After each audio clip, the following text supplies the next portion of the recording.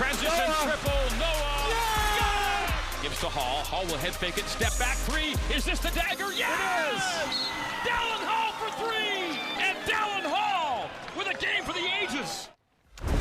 Couldn't agree more. Greg Wrubell and Mark Durrant on the call there as BYU beats West Virginia 86-73. We are live in Studio B with your day-to-day BYU Sports play-by-play. I'm Spencer Linton alongside Jerem Jordan. Let's bring in one of those two men you just heard on that radio call. He is the analyst, Mark Durrant, one of our favorites on BYUSN. Mark, welcome back to the show.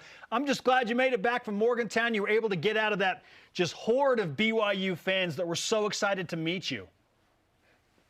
Well, it's tough wherever I go. I mean, you guys wouldn't know about that, but I'm pretty popular. But no, it's actually, fans are great wherever we go, as you know, and a great representation. And this picture you're showing was like 45 minutes after the game was over. I mean, it was crazy, and they come out and the players are great with them, and a lot of support. So even in Morgantown, West Virginia, we get a lot of support for Cougar basketball. Shout out to my friend Manti, who went to the game, drove up from D.C. He loved it. He said the crowd was crazy, which, by the way, it sounds like the West Virginia student section just picks a random opponent player to boo, and it was Dallin Hall every time he catches the ball. That was new. I hadn't seen that one. I love that. That's awesome. That's brilliant. Yeah. Greg and I were going like, what happened? What did Dallin do? Was it in the props? He was born. How did he deserve this enmity from the fans already? I mean, and that's fun. I tell you, that was also the first venue where I've had a musket fired within the building. Oh, that's right. At halftime, right? Before and at halftime.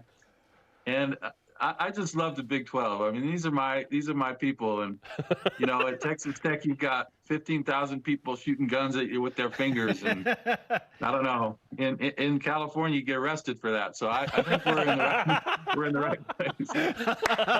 Mark Durrant. Brigham Young was right. Mark Durrant survived and is back with us in the state of Utah after BYU's impressive road win against West Virginia. You can take any number of angles you want when you're discussing what BYU did well here, Mark. Jerem documented what Foose did so well. I think Dallin Hall has in large part been the MVP of this team. Both of those guys played well. What stood out to you about why BYU was able to win so convincingly? Well, I mean, for me, that game, as I look back on it, 10 or 20 years from now will be the Fousseyni Traore game.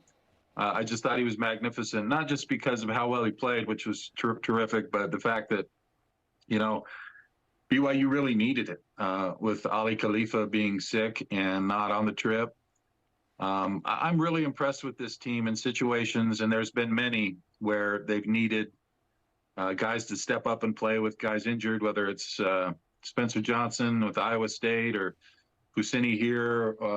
I mean, it's really impressive what the guys have rallied and stepped up, and the guys that have had to play really well have played really well. And Foose was just remarkable. And not only was he really good, but he was doing it against one of the best centers around in Edwards, and he's so long and big and talented. And for Foose to do that against him was pretty remarkable. And then, of course, Dallin was terrific, but everybody kind of stepped up and made a big shot. Richie Saunders was great with that bank shot and made some big plays, and Jackson hit a couple threes late. And you have to have guys step up and make big shots in order to win on the road, and they did it. They found a way to do it. It was super fun to watch.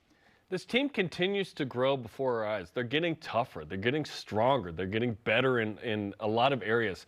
And it's with significant injuries and illnesses. Like Noah Waterman wasn't himself, right? Played, tried to get through it, but didn't contribute in terms of points and rebounds like he normally does. Yet BYU overcame. How is this team growing, and where are you seeing it the most so far? Yeah, I agree with that, Jeremy. That's one of the things that I like most about this team is that they seem to be getting better and learning as they go through the Big 12. And it's a learning process, right? I mean, that level of competition in those environments, you have to almost learn how to win. And they, obviously had some struggles on the road at Baylor, Texas Tech. One thing I really like is in every game, they've come out and started well. And for me, that's the real challenge, especially on the road, is to come out and start well. They've had their troubles finishing at times, but they seem to be figuring that out as well. At home, Texas made a run at them and they answered. And here at West Virginia, they certainly made a big run and it was nerve-wracking, but they answered it. And so I think they're learning what it takes and the extra level of effort, and that guys have to step up and make big plays and keep your calm in tough situations. And I think they're learning that. So I think they are making progress, which gives me a lot of hope for future games, whether home or on the road, because you have to get better because teams are getting better. West Virginia is a team that was getting better. They were healthy. They were playing well. And so you have to get better. And BYU was able to match everything that West Virginia threw at them, and they got a win. That's really impressive to do. Mark Durrant is on BYU Sports Nation. Mark, to me, if BYU basketball were a car, and I love cars, I'm a car guy, Dallin Hall feels like the engine that makes everything go. There are a lot of important parts in a car, but to me, on offense and defense, just with his ability to get guys in the right place and consistently make the right play and the right read, he is so integral. How would you define what Dallin Hall means to this BYU men's basketball team right now?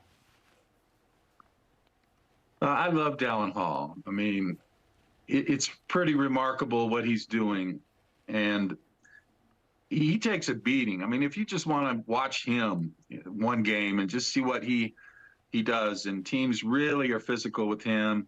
He's got to bring the ball up against pressure often. He's playing 35, 36 minutes.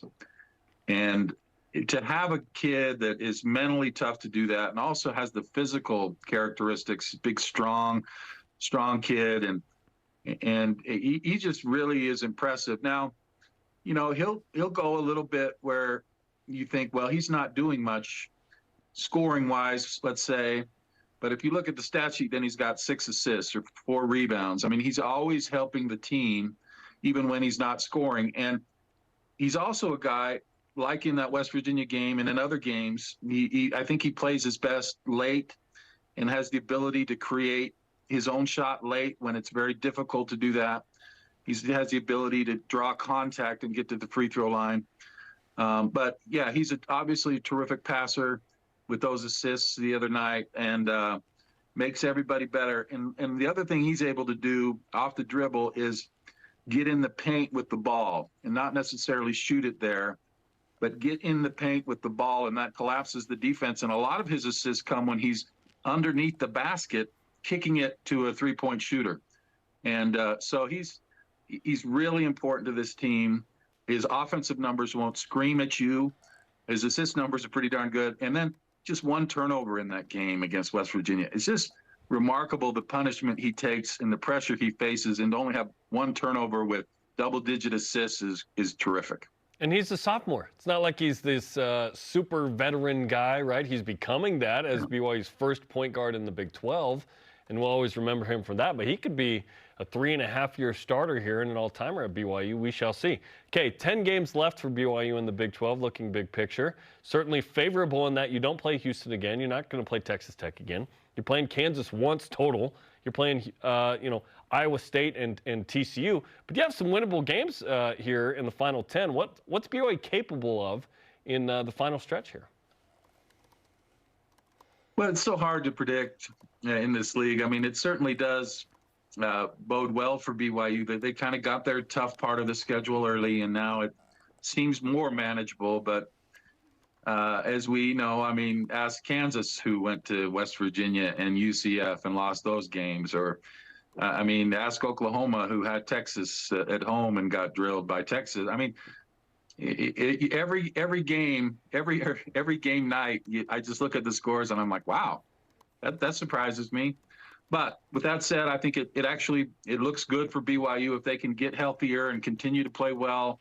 I think you're looking at a plus 500 conference season, and then you're looking at a nice seed in the NCAA tournament if you can do that. And my fondest dream, I go to bed at night, boys, and I dream about just having BYU as a 4 or 5 seed in Salt Lake City. Yes. And I mean, that would just be so great. And I think could be a great springboard for some cool things. putting the cart ahead of the horse a little bit, but that's what you have to do. I mean, that's what you're working for. You certainly don't want to finish at the bottom of the conference and be fighting. And BYU's put themselves in a great spot right here.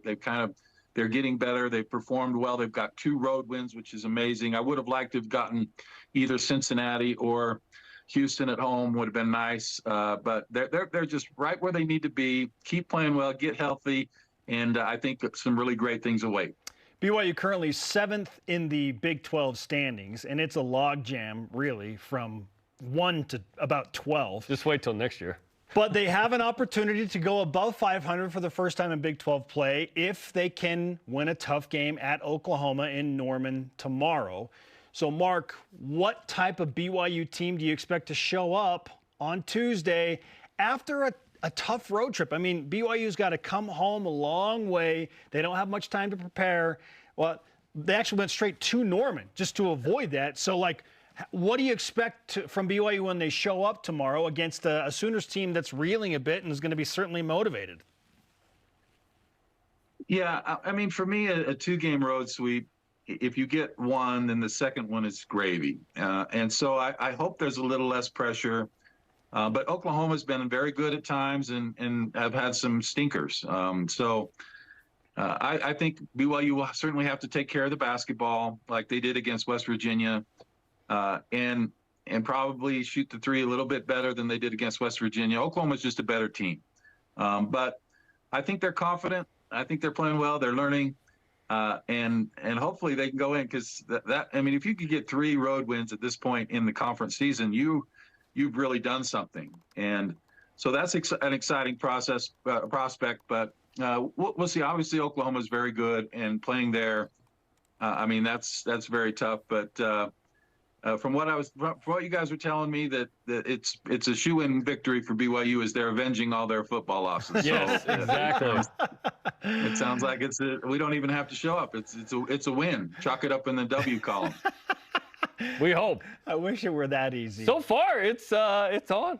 It's So been far. game for game. Let's continue the football revenge tour. Thank you, men's basketball. And Mark, thank you for joining us on a Monday to recap a nice win at West Virginia. Have a great call against the Sooners. Hey, I love you guys. We'll see you Saturday. Sounds good. Mark Durrant with us on BYU Sports Nation, BYU basketball radio analyst, and a Cougar Ironman, if you will.